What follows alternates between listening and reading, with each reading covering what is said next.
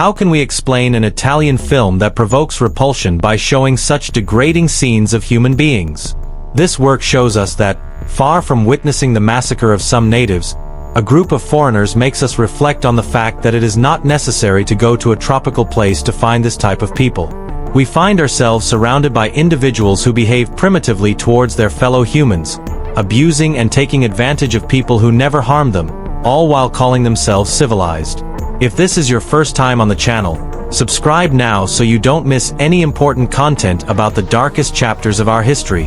Cannibal Holocaust, a work that transports us to the dense jungle between Brazil and Peru. A group of young filmmakers comes to disturb a tribe, destroying their village and taking advantage of them, making the mistake of abusing a woman from a cannibal village, which will cost them their lives as they are massacred in an inhumane way. This film has gained a reputation over time as the most controversial ever made, and no wonder, given its explicit content. The slaughter of animals is completely real, which earned the director a fine for allowing it. On the other hand, it is difficult to recommend this film, as you have to take into account the brutal violence, rape, dismemberment, mutilation, and murder of animals. However, it has its own achievements, such as good cinematography and truly impressive tropical landscapes. Without further ado, we will summarize this staging by entering the tropical jungle and learning more about the native tribes through these young enthusiasts. The film begins with a journalist who tells us that, a few hours from New York, there is a group of cannibalistic natives they call Green Hell, where a group of young people disappeared. Alan Gates, his girlfriend Faye and their friends. This happened when they went to document the existence of cannibal tribes deep in the jungle, showing us the last recording they had of them before setting sail in a small plane. During an interview, the journalist asks them if they are afraid, since other groups have previously disappeared in that area, but they feel too confident, stating that nothing will happen to them. They board the plane and head to the Green Hell, a place in the thick jungle between the border of Peru and Brazil. The university assigns the search for the young people to a renowned anthropologist, Professor Monroe, to find out what happened to them and if they are still alive. Later, we find a group of soldiers led by a lieutenant sneaking up on a group of cannibalistic natives who are eating. The soldiers shoot at them and manage to capture one of them, but one of the soldiers dies due to the poison of an arrow shot by a native. The professor arrives at the place and meets the lieutenant, who introduces him to the people who will accompany him on his expedition. A connoisseur of the place, Mr. Chaco, and a young man named Miguel, who can understand the natives. The professor approaches Mr. Chaco and asks him if they will find the expedition members alive. Chaco cannot assure him anything. He only mentions that there is a group called Yakumo that is very dangerous and that no one leaves alive after crossing paths with them. They continue advancing and crossing a river, finding clues that indicate that the young people passed through there. Later, Mr. Chaco stumbles and finds a corpse that he recognizes as that of Felipe, who was the guide of the group of young people and his friend. Afterwards, they rest for a moment and Miguel captures a possum to feed on, piercing it with a knife while it is alive. They continue advancing and find a native with his wife, whom he is punishing for adultery in a strange ritual, abusing her with a phallic object and then introducing a stone to beat her to death, releasing her on a raft towards the river. The men continue to advance and feel that they are very close to the Yakumo. Miguel separates and takes the native, stripping so that the Yakumo see that he has good intentions, allowing them to reach their village. Upon arrival, the natives show them what the group of young people did to their village, showing them one who was injured, indicating that they are at the risk of retaliation against the teacher and his group. But quickly, Mr. Chaco tells Miguel to give the boss a knife as a token of apology, which causes them to forgive them and invite them to dinner the next day. The journey continues and they head to find one of the most dangerous cannibal tribes, called Lamamo, who are the ones they are looking for. They have eternal enemies, the amateurs, who are also cannibals and dangerous. As they advance, they notice that a group of warriors are killing some Lamamo and try to drive them out of their trees with burning fires. The warriors are surprised by the Lamamo attack, and the professor and his group help the Lamamo scare away the attackers so that they see them as allies and take them to their village. However, the Lamamo distrust them, as do the Yakumo. So Mr. Chaco suggests to the group that they do something to earn his trust. The next day, the professor decides to do a psychological experiment. He strips naked and enters the river, while Mr. Chaco and Miguel watch from the shore. The native women approach the teacher, splashing and playing with him. Then they take him to a sanctuary where they find the skeletons of the young people arranged in a macabre way, confirming that they are all dead.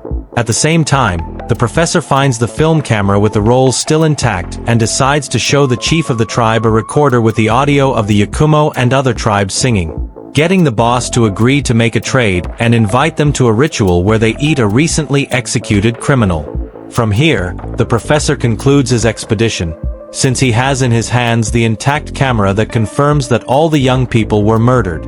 A day later, he is interviewed on television, where he tells of his experiences with the natives and talks about the fate of Gates' group, mentioning that he will show the recording found to clarify what caused their deaths.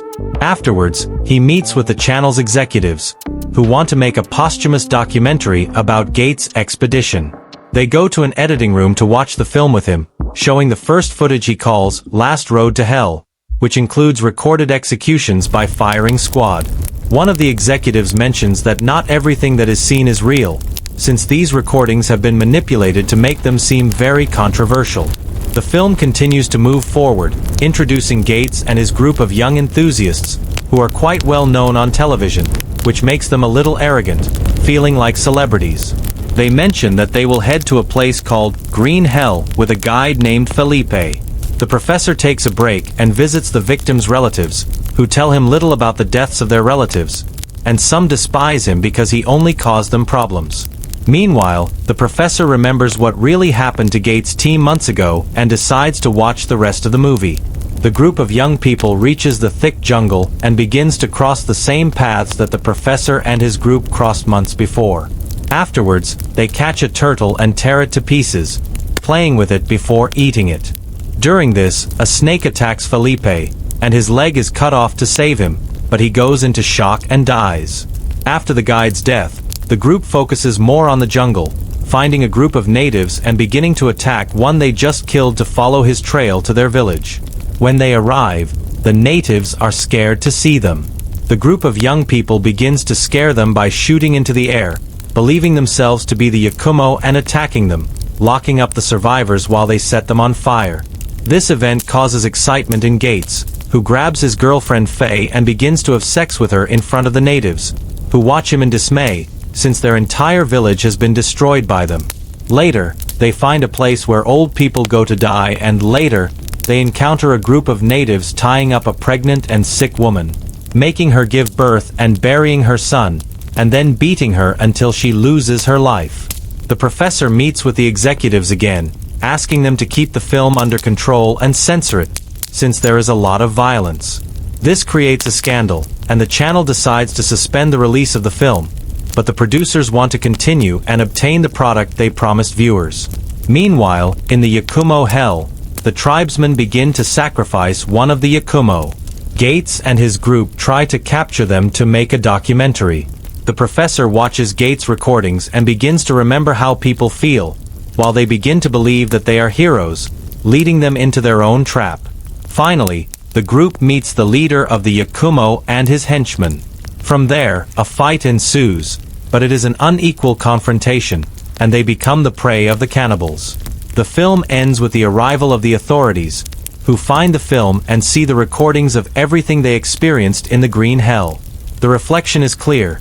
Culture can be destructive when faced with barbarism, and although the natives seem like the savages, let us not forget that they are the ones who were really on their lands. The professor is arrested, while the film Cannibal Holocaust becomes a testimony of the horrors that civilization can bring to places where life still has a different meaning, making many wonder if the true cannibalism is not in what the young people did when invading the natives' home. If you've come this far and learned something new from our stories, subscribe and activate the bell so you don't miss our next videos. Together, we can discover and remember the truths that history often tries to hide.